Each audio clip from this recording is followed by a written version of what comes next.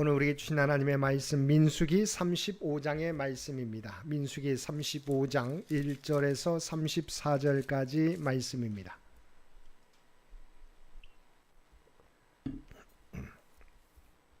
민수기 35장 1절에서 34절까지 우리 한 절씩 교독합니다. 여호와께서 여리고 맞은편 요단 강가 모압 평지에서 모세에게 말씀하여 이르시되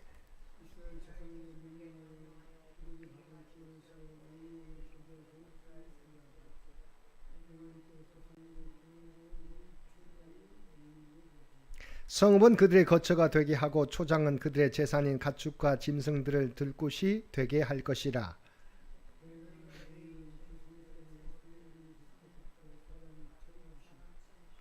성을 중앙에 두고 성 밖 동쪽으로 2000규빗, 남쪽으로 2000규빗, 서쪽으로 2000규빗, 북쪽으로 2000규빗을 측량할지니 이는 그들의 성읍의 들이며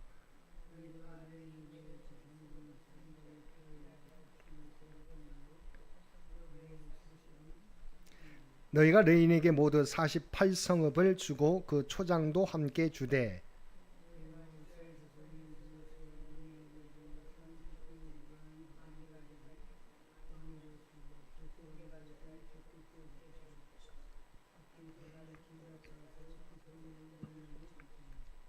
여호와께서 또 모세에게 말씀하여 이르시되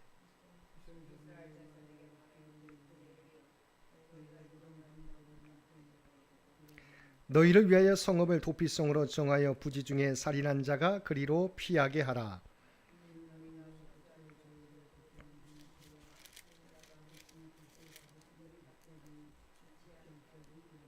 너희가 줄 성읍 중에 6을 도피성이 되게 하되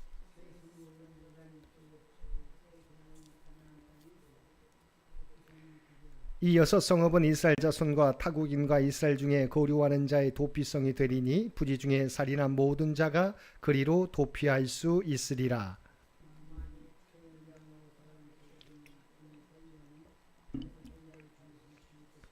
만일 사람을 죽일 만한 돌을 손에 들고 사람을 쳐 죽이면 이는 살인한 자니 그 살인자는 반드시 죽일 것이요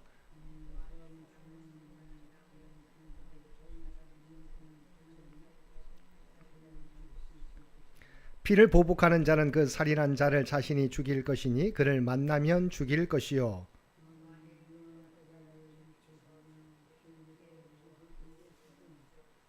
아기를 가지고 손으로 쳐 죽이면 그 친자는 반드시 죽일 것이니 이는 살인하였음이라. 피를 보복하는 자는 살인자를 만나면 죽일 것이니라.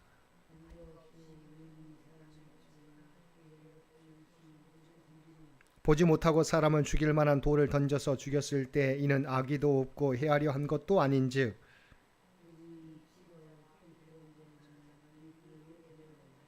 피를 보복하는 자의 손에서 살인자를 건져내어 그가 피하였던 도피성으로 돌려보낼 것이요 그는 거룩한 기름 부음을 받은 대제사장이 죽기까지 거기 거주할 것이니라.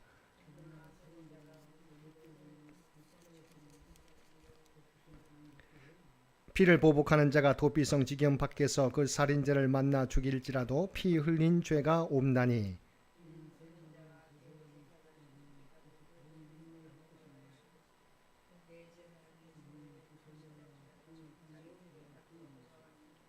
이는 너희의 대대로 거주하는 곳에서 판결하는 규례라.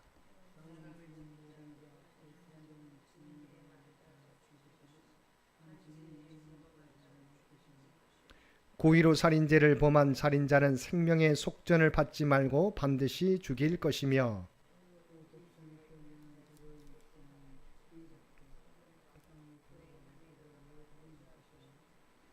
너희는 너희가 거주하는 땅을 더럽히지 말라. 피는 땅을 더럽히나니 피 흘림을 받은 땅은 그 피를 흘리게 한 자의 피가 아니면 속함을 받을 수 없느니라. 너희는 너희가 거주하는 땅 곧 내가 저주하는 땅을 더럽히지 말라. 나 여호와는 이스라엘 자손 중에 있음이니라. 아멘. 오늘도 말씀과 기도로 수요일 하루를 시작하는 모든 성도들 가운데 하나님의 놀라운 은혜가 언제나 함께하여 주시기를 주님의 이름으로 간절히 축원드립니다.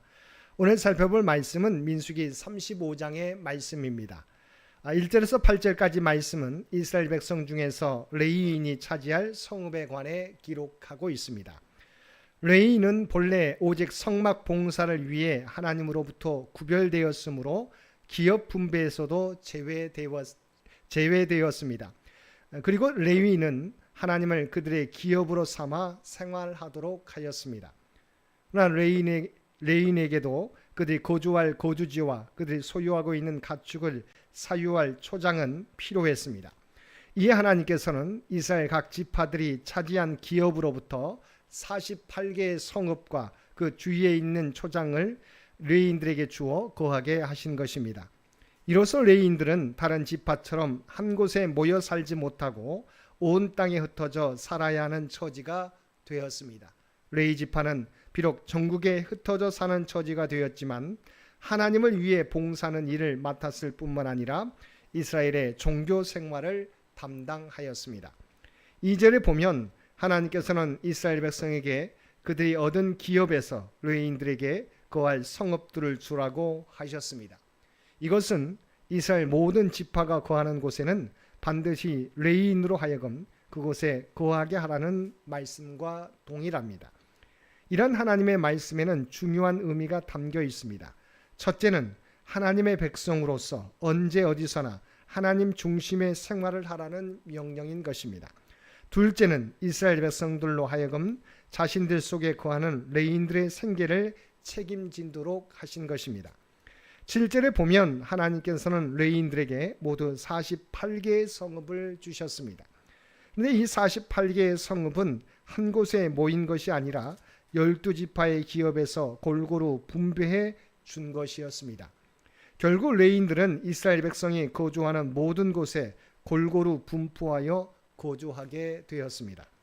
그런데 하나님께서 이처럼 레위인들을 골고루 각 지역에 분포하게 하신 것은 어떤 특정한 지역뿐만 아니라 이스라엘 모든 지역이 하나님의 다스리시는 하나님의 나라가 되게 하기 위한 것이었습니다. 9절에서 34절까지 말씀에서는 도피성 규례에 대해 기록하고 있습니다. 즉 하나님께서는 레위인들이 다른 지파들로부터 할당받은 48개의 성읍 가운데서 요단 동편과 서편에 각각 3개씩 6개의 성읍을 도피성으로 지정토록 하신 것입니다. 이는 부지 중에 살인한 자로 하여금 그리로 피하여 생명을 보존하게 하기 위한 조치였습니다. 국가의 기능이 제대로 발휘되지 않거나 아직 국가 형성의 초기 단계에는 어떤 사람이 다른 사람에게 위해를 입힌 경우 동해보복의 원리에 근거하여 복수하는 것이 고대 근동의 일반적인 관습이었습니다. 모세율법도 상당 부분 이러한 보복의 원리에 동해보복의 원리에 기초하고 있습니다. 이것은 하나님께서 창조하신 세계의 질서 유지를 위해 필요한 조치 중에 하나였습니다. 그러나 이러한 보복의 원리는 무분별한 복수와 살인을 저지를 위험을 내재하고 있었습니다. 이에 하나님은 그러한 위험을 방지하기 위해 도피성 제도를 마련하여 실수로 타인을 죽인 사람의 경우에는 도피성에 피신케 함으로써 생명을 보존토록 하신 것입니다.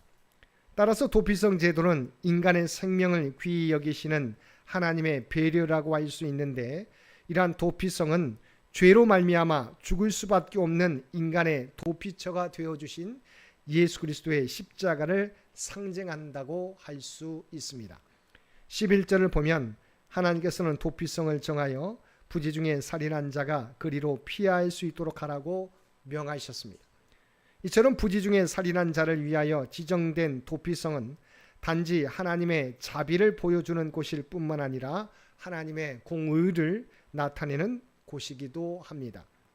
즉 도피성은 비록 고의성은 없었다고 할지라도 반드시 죽임을 당해야 될 살인자를 살려주기 위한 곳이라는 점에서는 분명히 하나님의 자비를 보여주지만, 살인한 자를 도피성에 무조건 들이지 않고 반드시 회중의 판결을 거쳐야 했으며, 또한 판결에서 고의성이 없었음을 인정받아 도피성에 머무르게 된다고 할지라도 당시의 대제사장이 죽기 전까지는 도피성을 떠날 수 없도록 하였다는 점에서는 하나님의 공의를 보여준다고 할 수 있습니다. 13절과 14절에 보면 하나님께서는 요단강 동편과 가나안 땅에 각각 3개씩 모두 6개의 도피성을 만들도록 지시하셨습니다. 이는 살인자들이 어디서나 빨리 도피성으로 피신하여 자신의 목숨을 부지하도록 하기 위한 것이었습니다. 실제로 당시 도피성은 어느 곳에서든지 반나절 정도면 도착할 수 있는 곳에 위치하였습니다. 15절에 보면 하나님께서는 요단 동편과 서편의 6개의 도피성에 이스라엘 자손뿐만 아니라 타국인과 이스라엘 중에 거류하는 자도 피신할 수 있도록 하였습니다. 즉 도피성은 혈통과 관계없이 모든 민족, 모든 사람에게 개방된 것입니다. 이것은 영적으로 볼 때 매우 중요한 의의를 갖습니다. 즉 도피성의 개방성은 구원의 문이 누구에게나 열려 있음을 보여주는 것입니다. 16절에서 25절에 보면 살인자에 대한 하나님의 두 가지 상이한 조치가 나옵니다. 즉 하나님은 고의로 살인한 자들에 대해서는 반드시 죽이도록 하시면서도 부지 중에 실수로 말미암아 살인한 자들에 대해서는 도피성으로 돌려보내 생명을 보존하게 하신 것입니다. 우리는 살인에 대한 하나님의 이러한 상이한 조치에 대해 중요한 사실을 발견하게 됩니다. 그것은 하나님께서는 사람의 행위에 대해서 판단하실 때 결과보다 그 동기를 더 중요하게 여기신다는 것입니다. 사랑하는 성도 여러분, 하나님께서는 도피성 제도를 통하여 실수로 살인하는 자들이 피할 수 있는 구원의 장소를 마련해 주셨습니다. 그러나 그곳들은 일시적인 도피처는 될 수 있어도 영원한 도피처는 될 수 없습니다. 그러나 우리 성도들에게는 세상과 다른 영원한 도피처가 있습니다. 그곳은 바로 하나님의 품입니다. 하나님께서 우리가 힘들고 지쳤을 때 우리를 받아주시는 도피처이며 안식처이십니다. 심지어 우리가 죄로 인해 고통받고 절망할 때도 여전히 그곳에 계셔서 우리의 도피처가 되어주시며 우리의 모든 죄를 용서하시고 위로해 주십니다. 그러므로 이 세상길을 걸어갈 때 우리의 영원한 도피처와 안식처가 되시는 하나님을 바라보는 저와 여러분 되시기 바랍니다. 그리고 새 힘을 얻게 되기를 바랍니다. 우리에게는 영원한 도피처, 안식처 되시는 주님이 있음을 고백하며 어떠한 일을 만날지라도 걱정하거나 두려워하지 않고 주님께로 피할 수 있는 우리 모든 성도들 되시기를 주님의 이름으로 간절히 축원드립니다. 함께 기도드리겠습니다.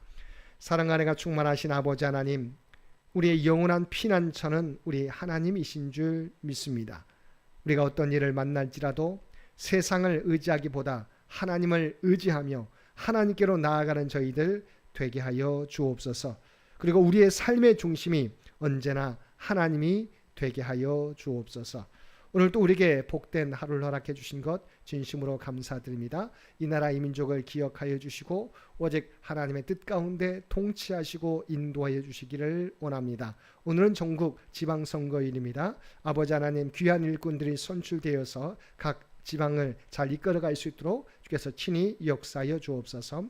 하나님의 은혜 가운데 100년 동안 우리 창현교회를 지켜주신 것 진심으로 감사드립니다. 다음 선교 100년을 향하여 나아가는 우리 창현재단이 되게 하여 주시옵소서. 특별히 육신의 연약함 가운데 있는 주의 백성들을 기억하여 주시고 오직 하나님을 의지하며 달려가게 될 때, 또한 주님 앞에 간구하며 예배드리게 될 때 그 모든 간구를 들어주시고 주님의 뜻 가운데 하나님의 놀라운 치유와 회복의 역사를 허락하여 주시옵소서.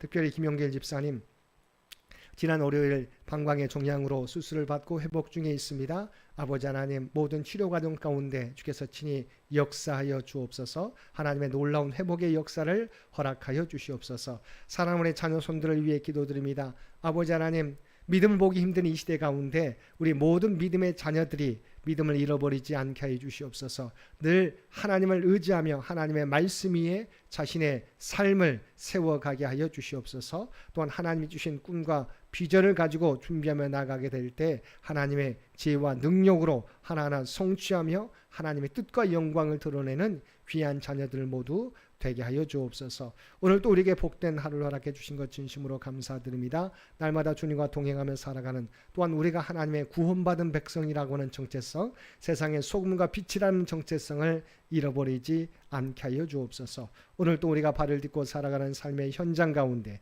그리스도의 아름다운 향기와 선한 영향력을 나타내며 살아가는 우리 모두가 되게 하여 주옵소서. 이 모든 간구 우리를 구원하여 주신 예수님의 이름으로 간절히 기도드리옵나이다. 아멘.